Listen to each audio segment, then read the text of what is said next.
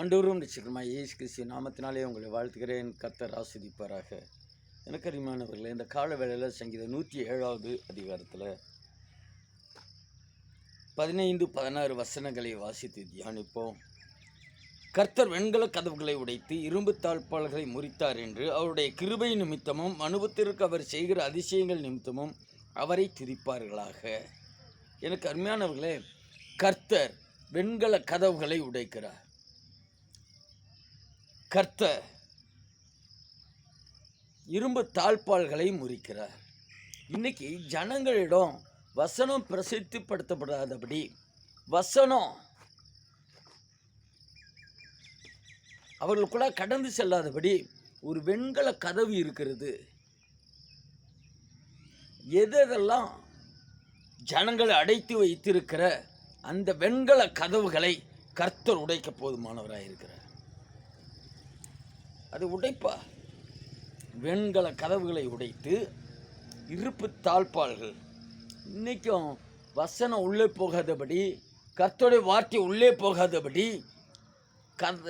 இருப்பு தாழ்பால் போட்டு வைத்திருக்கிற அந்த அடைப்புகளை எல்லாம் கர்த்தர் உடைக்க போதுமா, உடைச்சிருவாருங்க.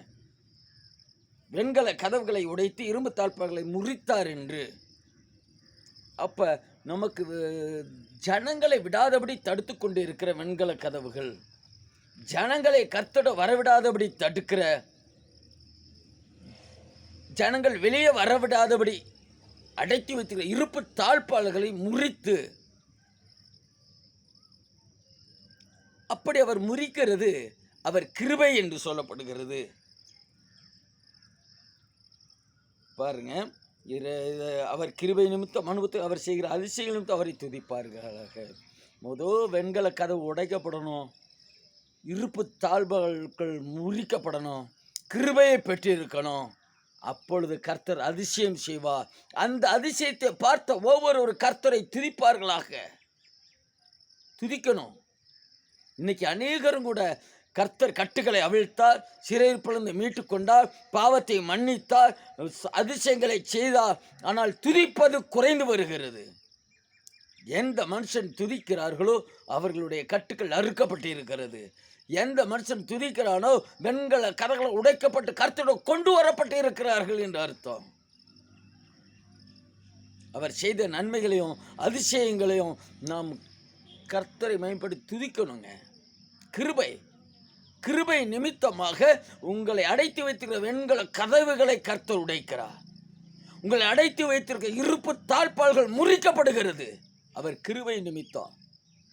அந்த கிருபை நிமித்தம் நீங்கள் அதிசயங்களை காண முடியும். அந்த கிருபை நிமித்தம் தான் அதிசயங்களை கண்டு கர்த்தரை துதிக்க வேண்டும். துதித்தார்கள்,